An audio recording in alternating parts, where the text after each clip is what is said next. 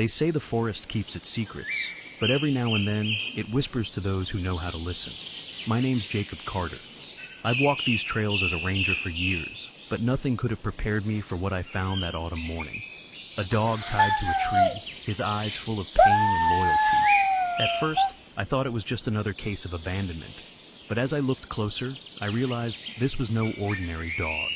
And the story he carried, well, it changed everything. This is the story of Max, a military dog, and the man who left him behind. And maybe, just maybe, the story of how we all found our way back to each other.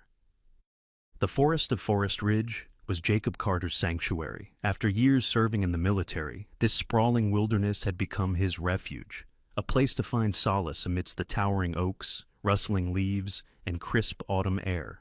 His job as a ranger gave him purpose, though on most mornings the work was uneventful, inspecting trails, checking for poachers, or helping the occasional lost hiker. But this morning was different. Jacob's boots crunched softly on the dew-covered ground as golden rays of sunlight pierced through the dense canopy of trees. The air was sharp, filled with the scent of damp earth and decaying leaves, signaling the season's transition. He adjusted the strap of his ranger's backpack and scanned the area with a practiced eye, his hand instinctively brushing the hunting knife at his belt, a habit he'd never shaken from his time in the service. As he approached a clearing, a faint, almost imperceptible sound stopped him in his tracks. It wasn't the usual rustling of squirrels or the chatter of birds. It was a whimper, soft, fragile, and it tugged at something deep inside him. Jacob froze, his breath held as he strained to listen. The sound came again, this time more distinct. His sharp instincts kicked in, honed by years in combat zones. Slowly he followed the noise, his boots now moving with deliberate silence.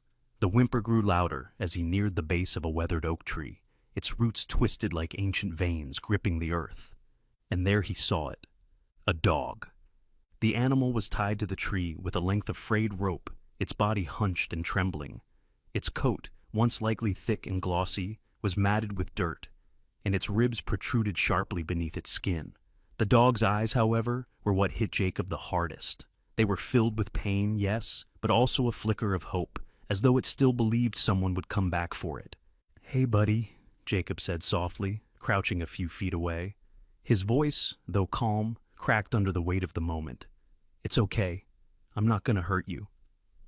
The dog flinched at first, its ears flattening against its head. It whimpered again but didn't growl or bark. Instead, it seemed to be assessing him, its brown eyes locked onto his every movement. Jacob reached into his pack, pulling out a water bottle and an old granola bar he'd stuffed there earlier. "You must be starving," he murmured, tearing off a small piece of the bar and holding it out in his palm. The dog hesitated, sniffing the air, before cautiously inching forward to take the food. As the dog ate, Jacob's eyes fell on the metal tag hanging from its collar. The glint of sunlight caught the engraved lettering, and his heart stopped. He leaned closer, wiping away the grime with his thumb. Ethan Reed! The name hit him like a punch to the gut. Memories surged forward. The sweltering heat of desert deployments, the tension of night patrols, and the bond of camaraderie forged in the crucible of war. Ethan had been more than a comrade. He'd been a friend, the kind you trusted with your life. And now, his name was here, on a dog abandoned in the middle of nowhere. "Max," Jacob whispered, his voice barely audible. He remembered Ethan's dog, a military working dog trained to detect explosives and save lives. Could this really be him? The dog tilted its head at the sound of the name, a faint wag of its tail stirring the fallen leaves around it. Jacob's chest tightened. It was Max. "What the hell happened to you?" Jacob muttered, his mind racing. The rope tying Max to the tree was frayed but secure, knotted in a way that Jacob recognized. It wasn't the work of an amateur. This was deliberate. Someone had left Max here, tied and vulnerable, in a place where survival was a slim chance, and that someone had military training. Jacob's thoughts immediately turned to Ethan. He hadn't spoken to him in years, not since they'd both left the service. Ethan had struggled with the transition, battling demons Jacob couldn't even imagine. Could he have done this? The Ethan Jacob knew would never willingly abandon Max, his trusted partner, his lifeline during some of their darkest missions. The thought unsettled him. Jacob inspected the area around the tree, his eyes scanning the ground with the precision of a tracker. The soft earth revealed faint boot prints, large, likely a man's, and scattered cigarette butts. The brand was familiar, one Ethan had smoked during their service days. He was here, Jacob murmured, more to himself than to Max. But why? Max, as if sensing Jacob's turmoil, nudged his hand gently with a wet nose. It was a small gesture, but it steadied Jacob. "All right, buddy," he said, standing up and pulling out a small pocket knife. "Let's get you out of here." The rope fell away with a few quick cuts, and Max immediately stretched, his body stiff from being confined. Jacob patted the dog gently, noting the scars along his side and the raw patches where the rope had rubbed his skin. "You've been through hell, haven't you?" Jacob said, his voice tinged with sadness. Max leaned into him, a gesture of trust that only deepened Jacob's resolve. Jacob took out his phone, snapping a few photos of the area, the prints, the cigarette butts, the rope, evidence in case he needed it. He didn't know what he was walking into, but he had a sinking feeling that this was only the beginning. "We're going to figure this out," he promised Max, scratching the dog gently behind the ears. He led Max back to his truck, parked at the edge of the forest. The dog hesitated before climbing into the back seat, his eyes scanning the surroundings as if still on duty. Jacob spread an old blanket across the seat to make him comfortable. "You've still got that soldier's heart, don't you?" Jacob said with a faint smile. As he started the engine, Jacob's mind churned with questions. Where was Ethan? What had happened to him? And why would he leave Max like this? The road ahead felt uncertain, but Jacob knew one thing for sure. He wasn't going to leave Max's side until he got answers. The drive back to Jacob's cabin was quiet, save for the low hum of the truck's engine. Max lay curled in the back seat, his head resting on Jacob's old work jacket, his weary eyes still scanning the surroundings through the window.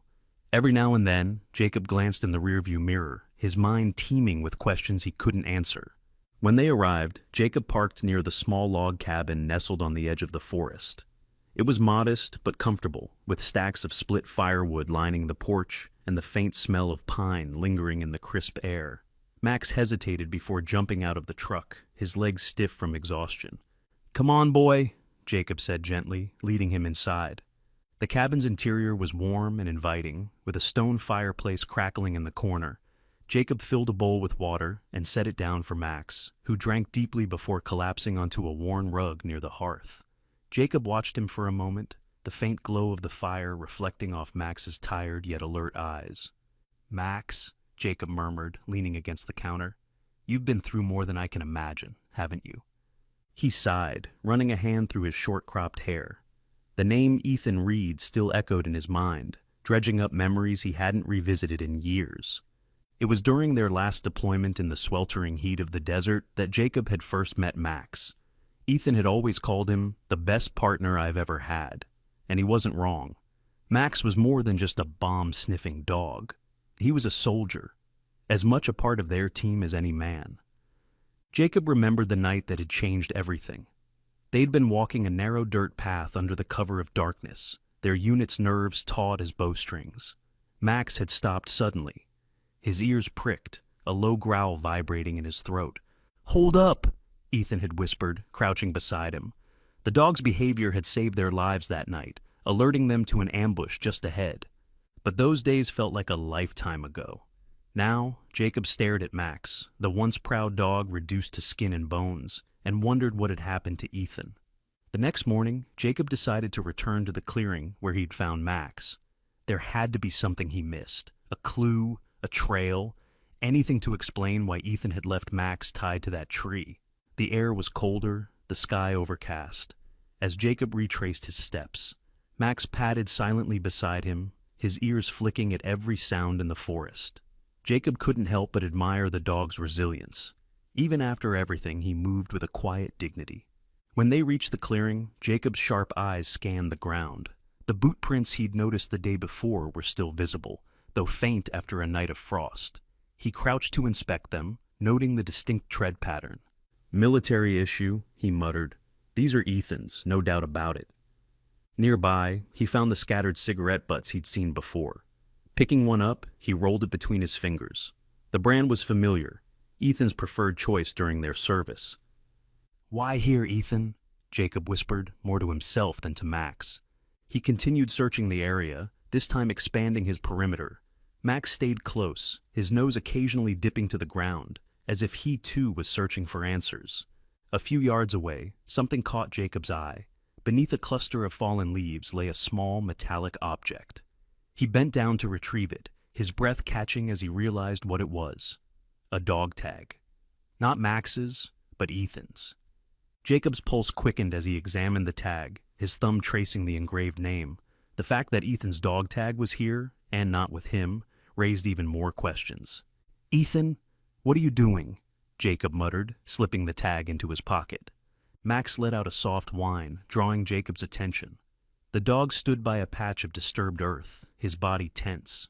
Jacob moved closer and saw faint indentations in the ground, as though someone had knelt there recently. His mind raced. The evidence was clear. Ethan had been here, but something had gone wrong. Jacob spent the next hour documenting everything. He took photos of the boot prints, the cigarette butts, and the area where Ethan had likely knelt. He also marked the location on his map, noting its proximity to a small creek and an old hunting trail they'd used during their youth. As he worked, memories of Ethan's struggles surfaced. The last time Jacob had spoken to him, Ethan had mentioned feeling overwhelmed, haunted by the things they'd seen and done. He'd talked about moving to a remote cabin to clear his head, but Jacob hadn't heard from him since. The guilt settled heavy in Jacob's chest. He should have checked in. Should have done more. Back at the cabin that evening, Jacob spread his findings across the table. He laid out the photos, the dog tag, and a hand-drawn map of the area. Max lay nearby, his head resting on his paws, watching Jacob with quiet intensity. Jacob stared at the evidence, his mind piecing together a fragmented puzzle. The boot prints, the cigarettes, the dog tag, everything pointed to Ethan being in the area. But why abandon Max? Why leave behind these signs of his presence? As the fire crackled in the background, Jacob made a decision. He couldn't leave this alone. Ethan was out there somewhere, and he wasn't going to stop until he found him. Leaning back in his chair, Jacob looked over at Max.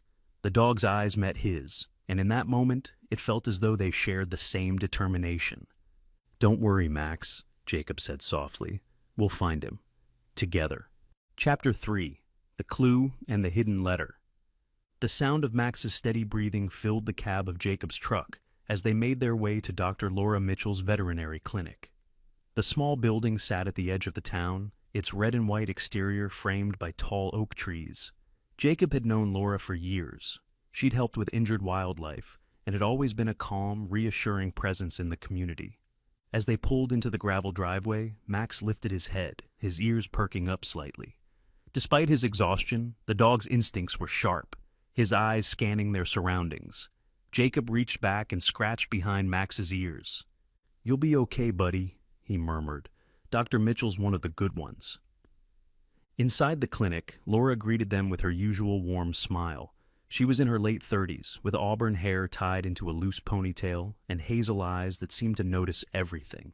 Dressed in a light blue coat over a sweater, she exuded a calm confidence that immediately put both humans and animals at ease. "Jacob Carter," she said with a raised brow, "it's not often I see you bringing in a dog. What's the story here?" Jacob gave her a quick rundown, skipping the more personal details. "Found him tied to a tree in Forest Ridge. He's in rough shape. Can you take a look?"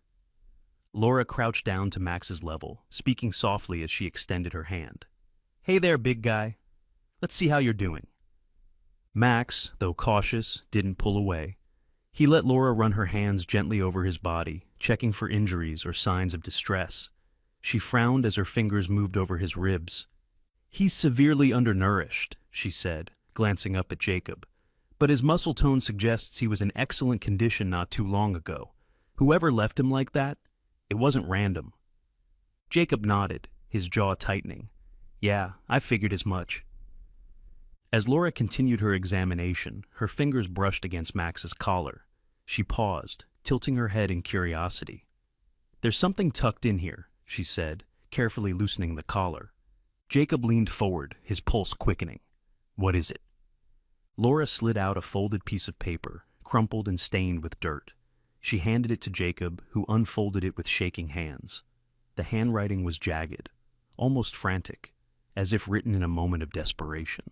"I thought I could protect him, but I was wrong. He's better off without me. I'm sorry." Jacob's chest tightened as he read the words. His mind immediately went to Ethan. The handwriting wasn't familiar. Ethan had always been neat and precise, but the tone was unmistakably his. Laura watched Jacob's face, her expression softening. "You know who wrote it?" Jacob nodded slowly. "Yeah, it's from Ethan Reed, an old friend." She frowned. "The same Ethan whose name is on Max's tag?" "Yeah," Jacob said, his voice quieter now. "We served together. Max was his partner." Laura stood and crossed her arms, her gaze steady. "Jacob, this isn't just about a dog, is it? Your friend. He's in trouble, isn't he?" Jacob exhaled sharply, running a hand through his hair. "Ethan's been struggling since we left the service. I haven't heard from him in years, and now, this. He wouldn't just abandon Max, not unless he thought he had no other choice." Laura nodded, her tone firm but gentle. "Well, Max is dehydrated and malnourished, but he's tough. With some care, he'll recover. But Jacob, if Ethan's in the kind of place where he thinks leaving Max is the answer, you need to find him." "I know," Jacob said, his voice filled with determination. "I can't let him go through this alone." Laura moved to a cabinet, pulling out supplies to set Max up with fluids and a temporary diet plan. As she worked, Jacob couldn't help but replay the words of the note in his head. Ethan's guilt was palpable, but it also hinted at something deeper, a fear that staying with Max would only bring harm. Jacob's gut told him Ethan wasn't just running from his demons. He was trying to protect Max from something. After finishing with Max's care, Laura handed Jacob a list of instructions. "Make sure he gets plenty of rest and small meals to start. He's got some old scars, but nothing life-threatening. And Jacob," she added, her tone softening, "be careful. If Ethan's in this deep, he might not be thinking clearly." "I'll find him," Jacob said with quiet resolve, "and I'll bring him back." As he led Max back to the truck, Jacob felt the weight of the situation settle heavily on his shoulders. Max followed closely, his trust in Jacob growing with every step. Once inside, Jacob sat for a moment, staring at the note. The words seemed to blur as a flood of emotions washed over him. Anger at Ethan for abandoning Max, sorrow for whatever pain had driven him to this point, and guilt for not being there sooner. The drive back to the cabin was silent, but Jacob's mind was anything but. He thought about Ethan's struggles after leaving the military, the way he'd withdrawn, the cryptic conversations they'd had before losing touch. Jacob had known Ethan wasn't okay, but he'd convinced himself that time and space would help. Now, it was clear that wasn't enough. When they arrived home, Jacob pulled out the evidence he'd gathered, the dog tag, the photos from the clearing, and now, the note. He spread them out on the table, the pieces of a puzzle that felt impossible to solve. Max lay by the fireplace, watching Jacob with those intelligent eyes. It was as if the dog understood the weight of the moment, his presence a silent reassurance. Jacob leaned back in his chair, the note clutched in his hand. "We'll find him, Max," he said aloud, his voice steady. "Whatever it takes, we'll bring him back." The dog's tail thumped softly against the floor, a quiet but resolute response. The road to Evergreen Pines twisted and turned like the memories Jacob had tried to leave behind. The truck's tires crunched over gravel as towering evergreens loomed on either side, their shadows stretching long in the late afternoon light. Beside him, Max sat upright, his head tilted as if listening to the forest. Jacob's thoughts churned as he drove deeper into the wilderness, each passing mile pulling him closer to Ethan, and the answers he so desperately needed. It wasn't just concern for Ethan that tightened his chest. It was guilt. Ethan had been one of the strongest men Jacob knew back in their military days, but strength on the battlefield didn't always translate to peace at home. Jacob should have seen it coming, should have done more. The truck jolted over a bump, pulling him from his thoughts. Evergreen Pines opened up before him, a dense, untamed expanse of wilderness, far removed from the small towns and familiar paths of his ranger territory. He parked at the edge of the clearing, where Ethan's cabin sat hunched beneath the weight of the forest canopy. The cabin was smaller than Jacob had imagined, its walls weathered and streaked with moss. A pile of split firewood leaned precariously against the side, untouched. There were no signs of life, no smoke from the chimney, no footprints in the dirt. "Stay close, Max," Jacob said as he stepped out of the truck. The dog leapt down and followed him, his ears swiveling with every faint rustle of the trees. Jacob climbed the steps to the porch and knocked on the door. The sound echoed through the quiet clearing. "Ethan," he called out. "It's Jacob. Are you in there?" Nothing. Jacob hesitated, then tried the handle. The door swung open with a low creak, revealing the dim interior. The sight that greeted him was both chaotic and haunting. Maps covered the walls, pinned in no particular order. Many were marked with red circles and arrows pointing to deep, secluded areas of the forest. On the table lay a mess of papers, notes scrawled in jagged handwriting. Jacob picked up one, his heart sinking as he read.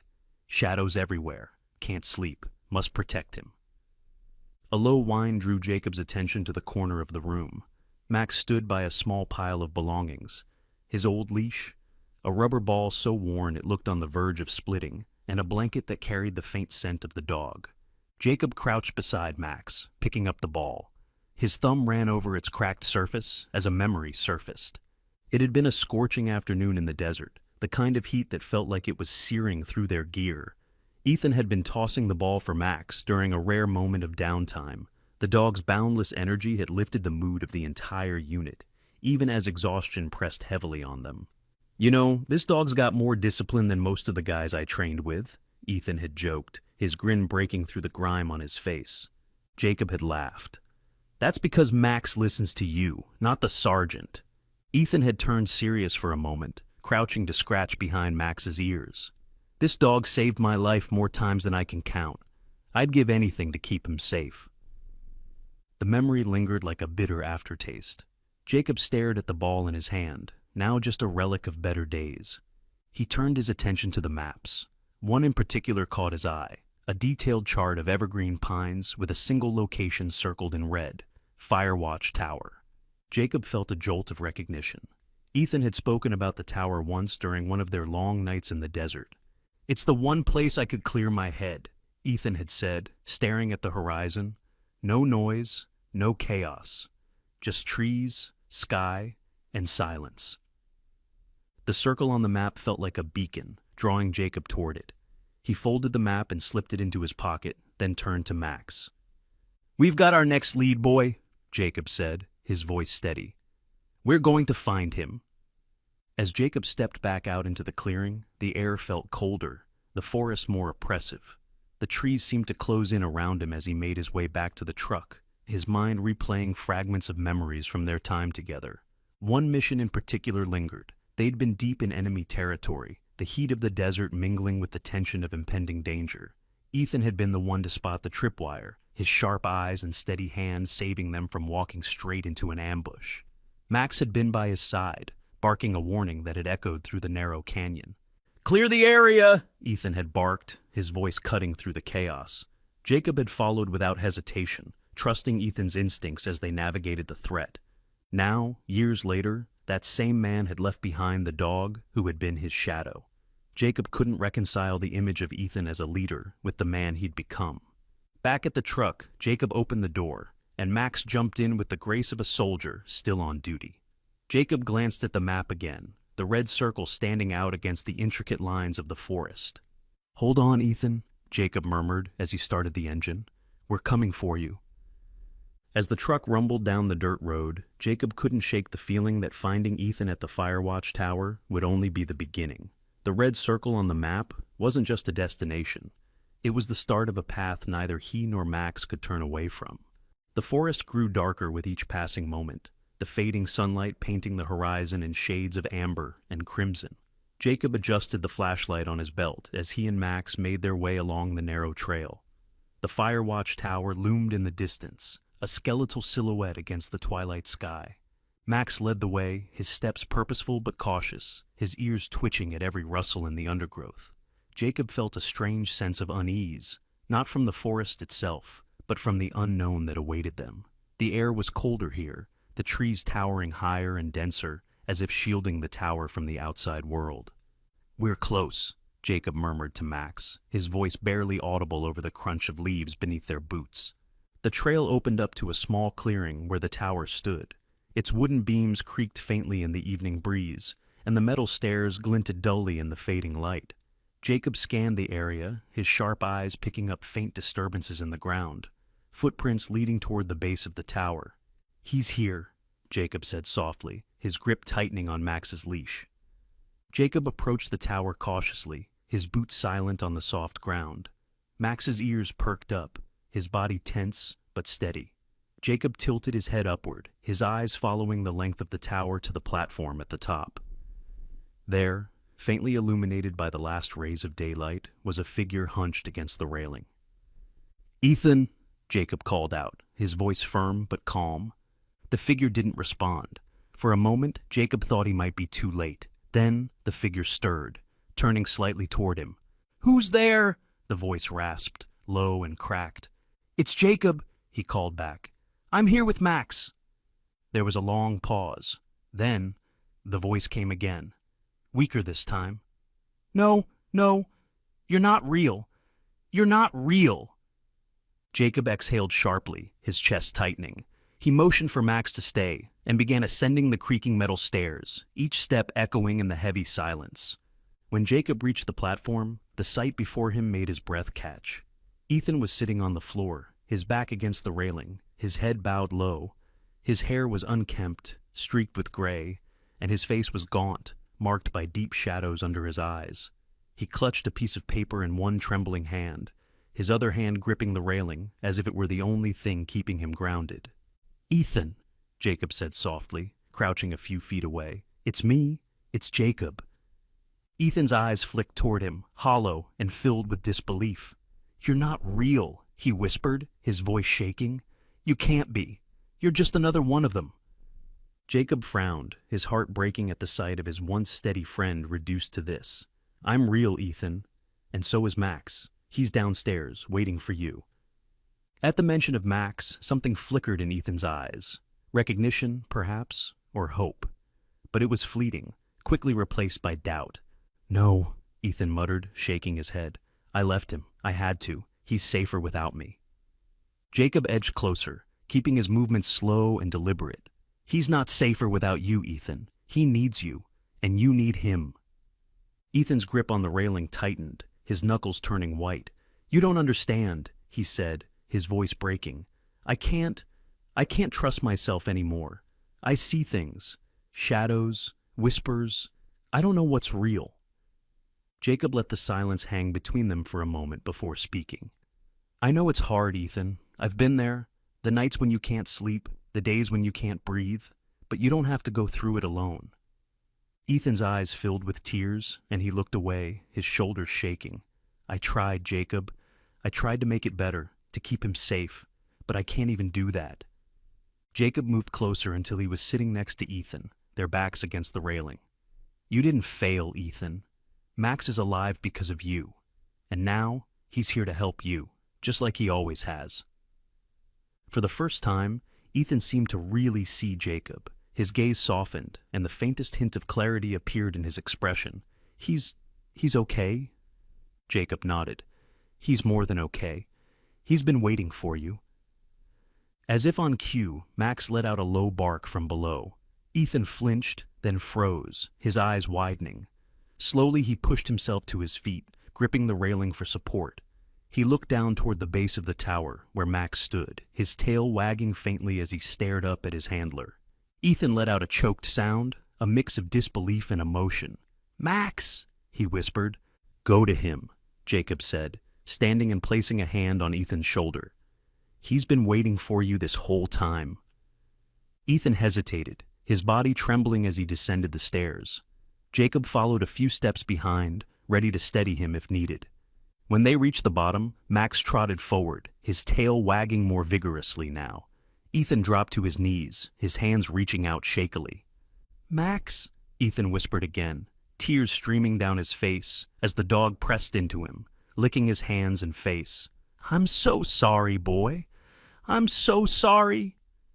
Max leaned into Ethan, his tail thumping against the ground, as if forgiving him in an instant. Jacob stood back, watching the reunion with a lump in his throat. It was a small moment, but it was a start. A flicker of hope in the darkness that had consumed Ethan for so long. After a few minutes, Ethan looked up at Jacob, his eyes red but clearer than before. I don't know how to fix this, he admitted, his voice raw. But I don't want to be alone anymore. Jacob nodded, his expression steady. You don't have to be. We'll figure it out together. Ethan's gaze shifted back to Max, who remained by his side, his loyalty unshaken. Thank you, Ethan said quietly, his voice cracking. Jacob extended a hand, helping Ethan to his feet. Let's get out of here. We've got a long road ahead, but you're not walking it alone. The ride back from the Firewatch Tower was silent, but not uncomfortable. Ethan sat in the passenger seat, his hands resting in his lap, occasionally glancing at Max, who lay curled in the back seat. The dog's presence seemed to anchor him, his gaze softening each time their eyes met. Jacob kept his focus on the road, knowing this was just the first step in a long journey. The headlights cut through the early morning fog as they neared Jacob's cabin. When they arrived, Jacob parked the truck and turned to Ethan. Get some rest tonight. Tomorrow, we're going to Maple Haven. Ethan frowned, his expression guarded. What's Maple Haven? A support center for veterans, Jacob replied. They've got people who understand what you're going through. Therapists, doctors, and a program for guys like you and Max. Animal-assisted therapy. Ethan tensed. I don't need therapy. Jacob met his eyes steadily. You do, Ethan, and it's not a weakness to ask for help. You've already taken the hardest step, letting me and Max back in. Let's finish the job. For a moment, Ethan said nothing, his gaze dropping to his hands. Finally, he nodded, his voice barely audible. Okay. The next morning, after a quiet breakfast, Jacob loaded Max into the truck and helped Ethan climb into the passenger seat. The drive to Maple Haven took a little over an hour, the forest giving way to rolling fields as they approached the outskirts of town. Maple Haven was a modest but welcoming facility, its rustic wooden exterior framed by maple trees whose leaves blazed in fiery shades of orange and red. A large sign out front read, Maple Haven Veterans Support Center, Healing Together. Jacob parked and turned to Ethan. This is it, ready? Ethan hesitated, then gave a small nod. Max seemed to sense the importance of the moment, sitting upright and alert as if ready to guide Ethan forward. Inside, the center exuded warmth and calm. A receptionist greeted them with a kind smile, her tone gentle as she explained the intake process. A few other veterans sat in the waiting area, some with service dogs by their sides. Ethan's posture was stiff as they were led to an office where a counselor, Dr. Rachel Peterson, waited. She was in her early 40s, with a calm demeanor and an understanding smile. Ethan, she said, extending her hand. I'm Rachel. It's nice to meet you. Ethan shook her hand reluctantly. Jacob said you work with veterans. We do, Rachel said, gesturing for them to sit. And we also have programs for service animals. Max is welcome here too. Ethan's gaze flicked to Max, who sat quietly by his side. What exactly do you do here? Rachel leaned forward slightly, her tone empathetic. We focus on helping veterans heal from the invisible wounds of war. PTSD, anxiety, depression. We use a combination of counseling, group therapy, and animal-assisted therapy. A lot of our staff are veterans too. They've been where you are. Ethan's shoulders sagged slightly, as though the weight he carried was finally beginning to ease. The first few days were difficult. Ethan struggled with group therapy sessions, his instinct to withdraw clashing with the encouragement of the counselors. But Max was a constant presence, his loyalty and gentle demeanor grounding Ethan during the toughest moments. One afternoon during a session, another veteran shared a story about his struggles with PTSD and how his service dog had saved his life.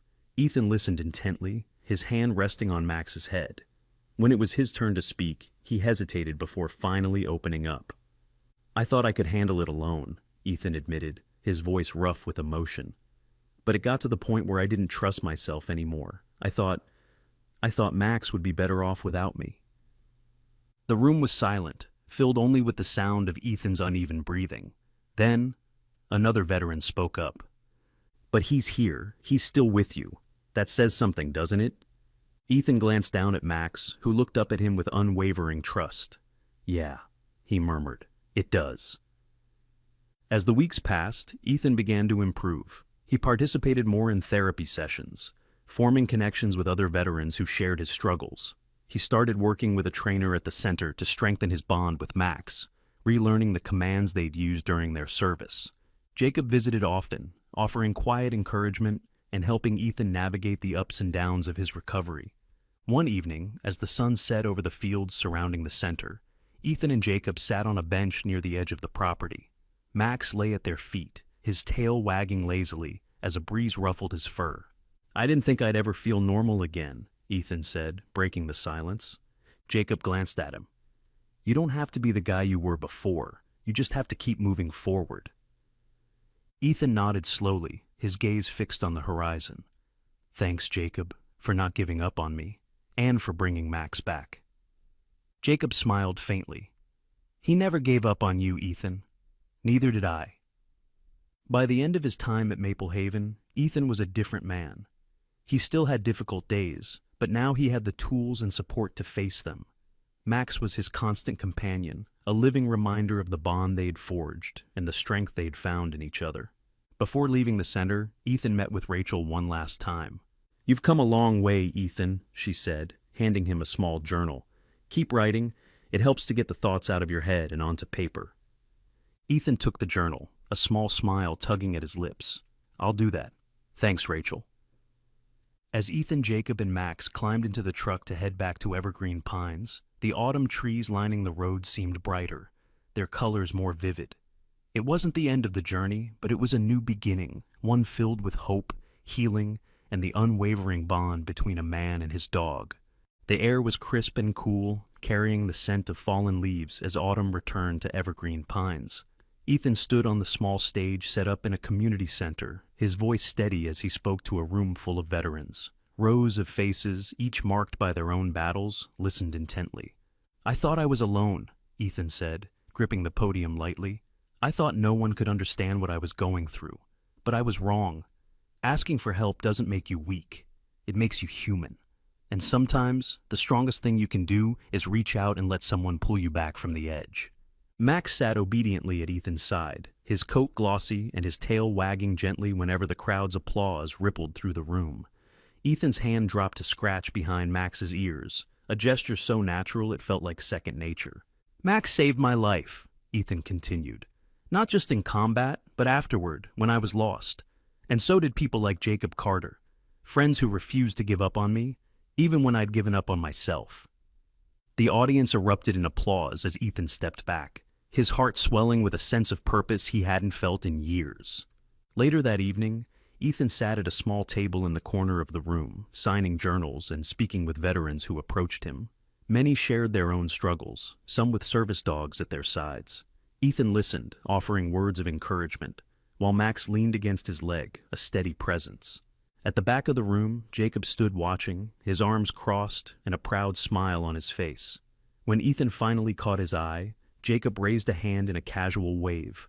After the event ended, the two men and Max stepped outside into the brisk night air. Stars scattered across the sky like shards of light, and the forest stretched out in peaceful silence around them. "You did good in there," Jacob said, patting Ethan on the shoulder.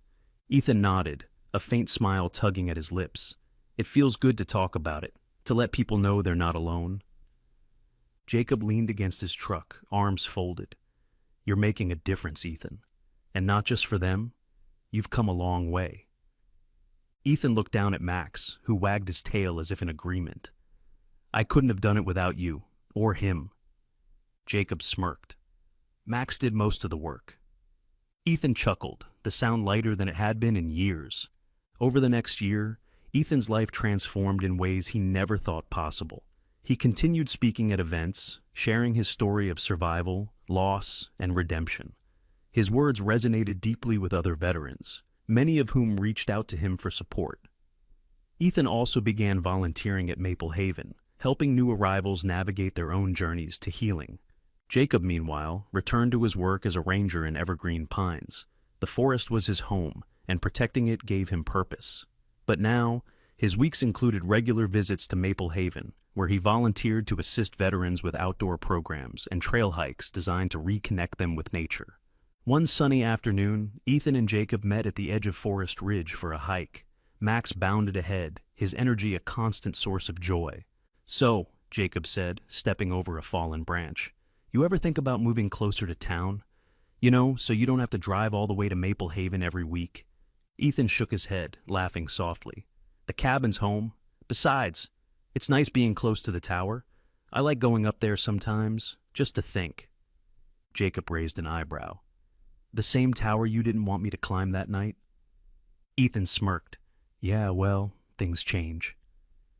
They walked in companionable silence for a while, the sounds of the forest surrounding them. Birds flitted through the trees, and the soft crunch of leaves underfoot filled the spaces between their words. As they reached a clearing, Max darted ahead, chasing a squirrel that vanished up a tree. Ethan watched him with a smile, his hand resting on the small journal tucked in his jacket pocket, the one Dr. Rachel had given him. He still wrote in it every day, pouring his thoughts onto its pages like a lifeline. I'm proud of you, Ethan, Jacob said suddenly, breaking the quiet. You didn't just come back. You found a way to move forward. That takes guts. Ethan looked at him, his expression thoughtful. I couldn't have done it alone. You and Max, you brought me back when I didn't think it was possible. Jacob shrugged, but his smile betrayed his pride. That's what friends are for. As the sun began to dip lower in the sky, painting the forest in shades of gold, the two men and their faithful dog headed back toward the trailhead. Max trotted ahead, occasionally looking back to make sure they were following. Ethan felt a sense of peace he hadn't known in years. The shadows of his past were still there, but they no longer consumed him. He had found purpose in helping others, in sharing his story, and in reconnecting with the people and places that mattered most. Life wasn't perfect, but it was good. And for Ethan, Jacob, and Max, it was a new chapter worth embracing.